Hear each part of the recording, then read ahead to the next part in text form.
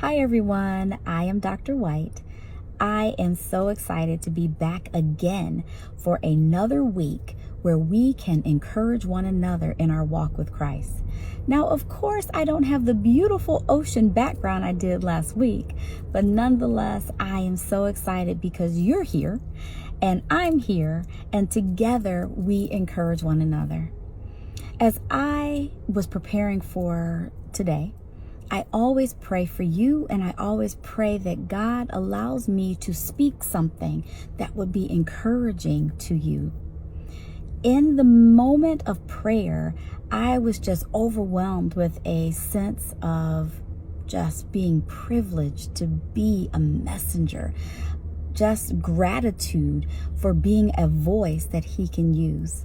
So thank you for tuning in each week.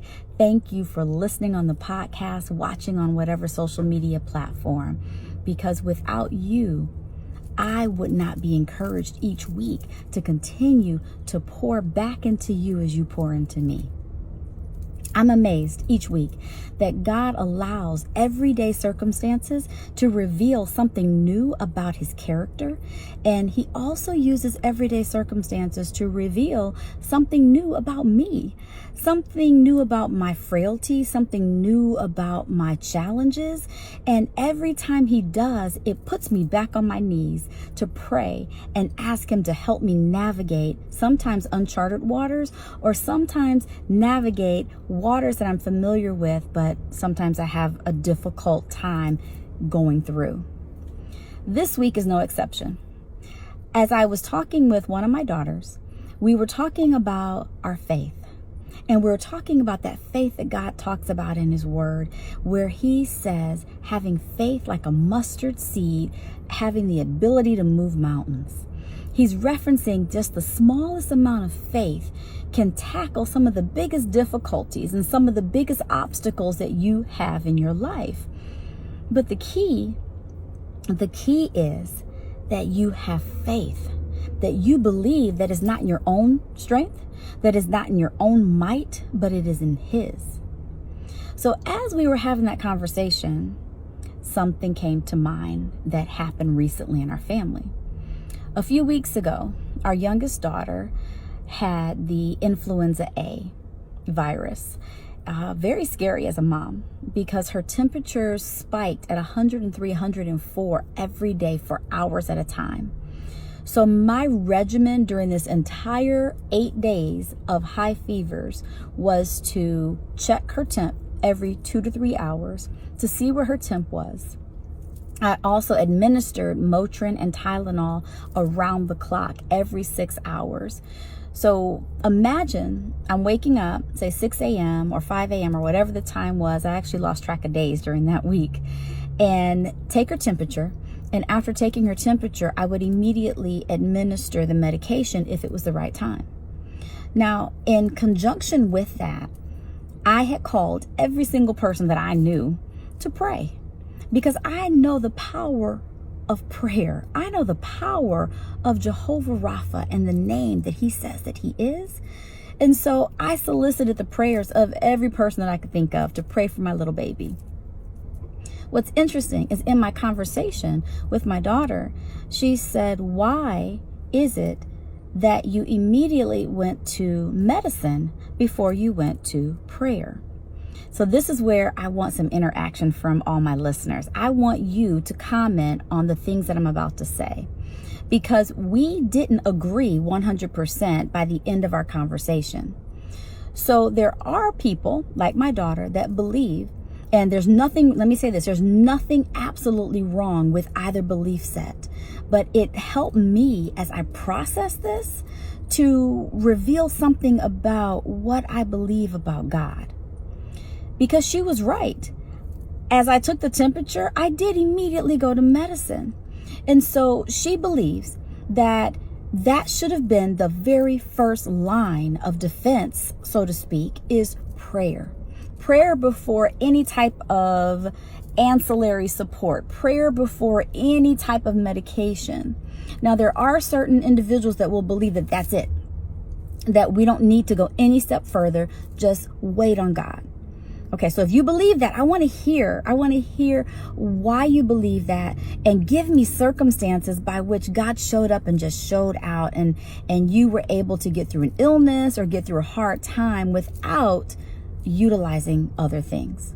Now, the other things is where I stood and said, I believe, like Solomon, God gave wisdom to utilize the things that are resources in our world appropriately. Now, what I mean by that is that medicine that I was giving my daughter, I believe was a resource that I was utilizing through wisdom to help bring the temperature down.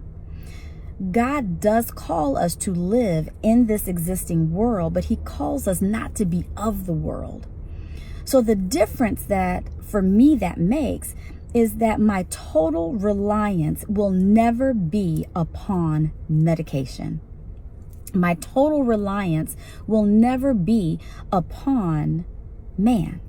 But my total reliance will always 100% be on God.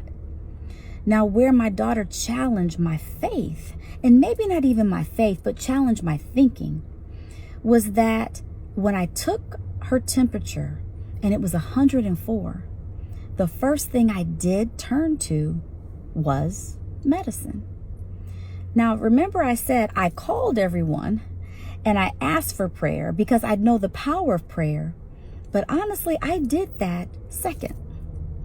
So it taught me that next time I will do this, when I take one of my children's temperatures, and if I'm in a situation that I know that God has given me resources to utilize, I am first going to implore prayer, and then I'm going to enact the resources in the world that he's given me if they are appropriate to utilize. So the question that came to mind all week for me, because I really wrestled with this question: what evidence daily in my life do I have that shows that I truly believe that God is who he says he is? God is Jehovah Rapha, which means that he is a God who heals. So if he is a God who heals, what evidence today am I exercising that shows that I believe he is who he says he is? So in that instance, I am now proclaiming that when my children have temperatures, I am going to stop and I'm going to pray first. And then if appropriate, depending on the temperature, I am going to give them the medicine. Now, again, that may be a controversial topic, which I love controversial topics, because then we can have discussion. And when we have these discussions, God is glorified because we're digging into his word, and we are all reminded of who gets the glory and who has done the healing. So again, if you don't agree that we shouldn't use medicine, comment, call me, talk to me about it. Also, the same question: what evidence do you see in your life daily that you are truly walking out who you believe and who you know God is in your life? God is also Jehovah Shalom. He is a God of peace. What evidence are you having today that your actions show that you believe that he is a God of peace? Maybe there is turmoil at your job. Maybe there's turmoil in your current relationships. Maybe there's turmoil, I don't know, in your church. What evidence today are you exercising that you truly believe that God is Jehovah Shalom? God is also Jehovah Nisi. He is a God who provides. What evidence today are you walking out that you can say, I am standing on the fact that I know that he is a provider? We have a tendency in our walk to turn first to the world's resources before we turn to God. Now, again, I make no apology for giving my little 10-year-old medicine with 104 fever.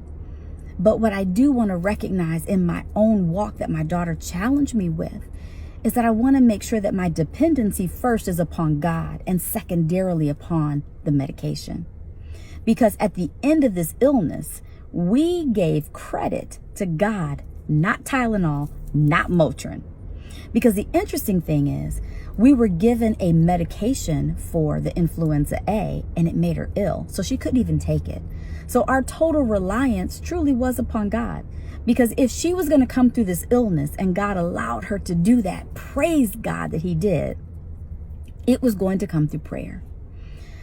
So what evidence do you have, my brothers and sisters, that you are walking out daily what you believe to know who God is?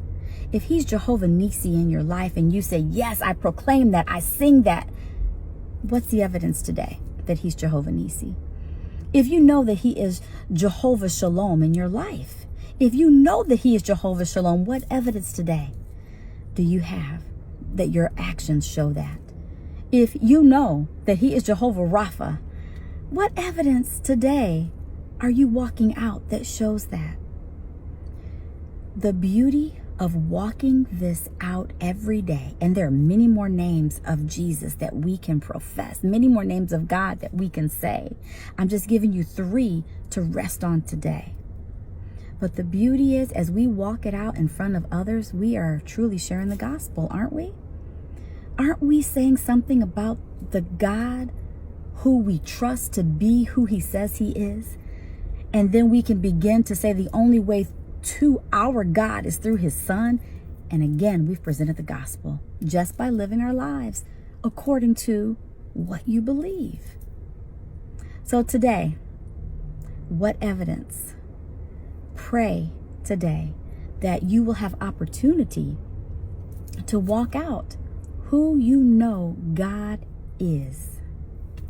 Until next time.